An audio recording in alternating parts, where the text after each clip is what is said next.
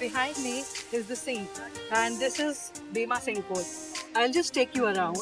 I'll take you inside, and you'll see what a sinkhole looks like. This is my first time experience that I'm coming here in a sinkhole. So now you'll realize what a sinkhole could be. For so many years, I've been thinking sinkhole is what I have in the house, but now sinkhole in the open. Let's have a look. I started my adventure in Muscat, Oman's beautiful city, and it's known for its bright white buildings, rich culture. From here, I'll be cruising about 150 kilometers down the coast, and yes, the maximum speed limit is 120 kilometers per hour. On the way, I will see some coolest natural wonders around.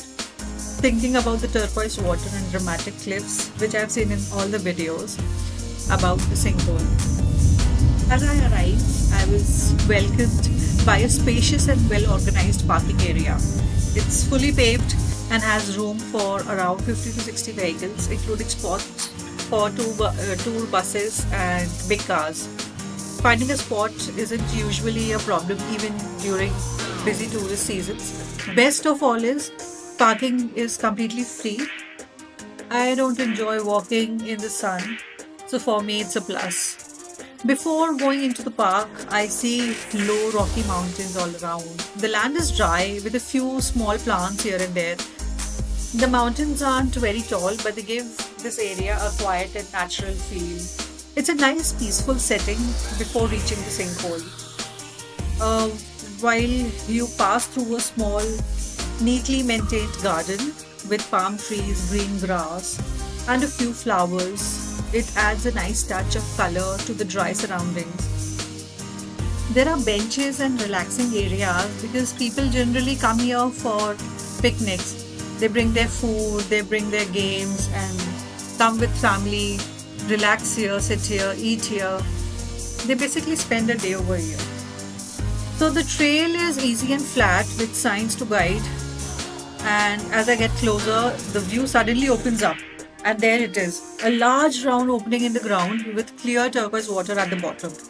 It almost looks unreal, like a hidden pool in the middle of the desert.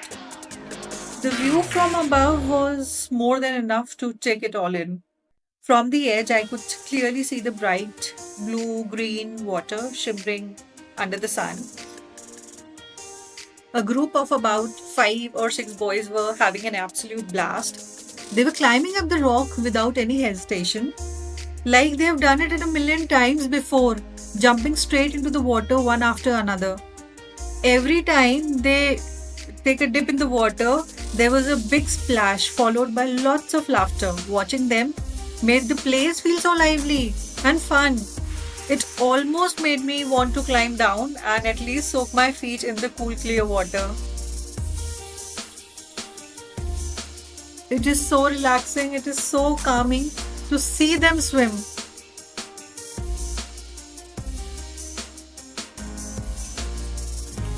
Even from up here, I could spot little fish swimming near the edge and people sitting on the lower rocks, dipping their feet in the water or just relaxing.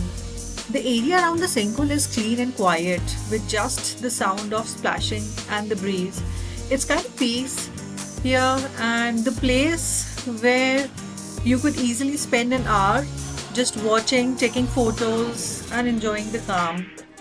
The water inside the sinkhole is a mix of fresh water and seawater. It's believed that the sinkhole was formed when the roof of an underground limestone cave collapsed. So, this is known as dot line. What seeps in and mixes with fresh groundwater, that's what gives it a beautiful turquoise color. The water is clear, calm, and usually quite cool, perfect for a swim on a hot day. It's also deep in the middle, which is why I think there are people diving in from the rocks above. It's a good idea to come early in the morning or later in the afternoon to avoid the middle day heat. Plus, the lightning is perfect for photos during those times. The path to the sinkhole is short and easy, but wearing comfortable shoes helps, especially since the ground near the edges can be a bit uneven.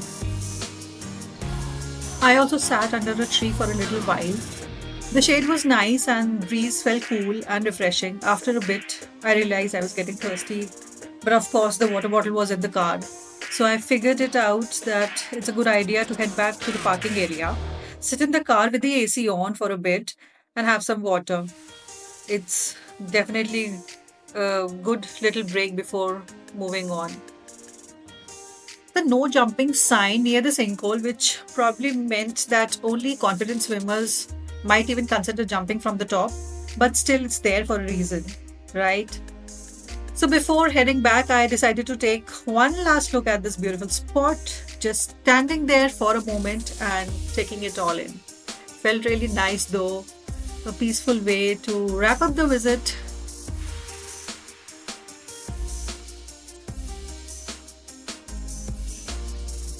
But I did not wrap it because just across the road from the sinkhole is the Arabian Sea. It's actually just a short walk away, but I decided to take my car, especially since I noticed a few other cars already parked near the shore. It was nice being able to drive right up close to the water. The view was wide and peaceful, with the open sea stretching out in front of me and the sound of gentle waves hitting the shore. The breeze coming off the water was cool, refreshing, and making it a really relaxing spot to be.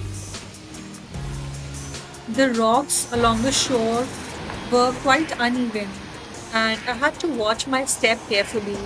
But the view was so beautiful that I just couldn't stop myself from going closer. I wandered along the rock for a bit and saw a small group of fish swimming near the surface and a few baby crabs coming on the stones. Some rock had tiny crab eggs tucked into little cracks, and they were trying to come up on the shore. There were plenty of crabs, rather. I noticed a white patch and later realized that it was white salt deposit on the rock where the water had dried up. It looked like a thin white layer, almost like sprinkle salt. It was a small but interesting thing to see, showing how the sea leaves its mark over time. If you like my video and have come this close, then hit the like button and subscribe to my channel.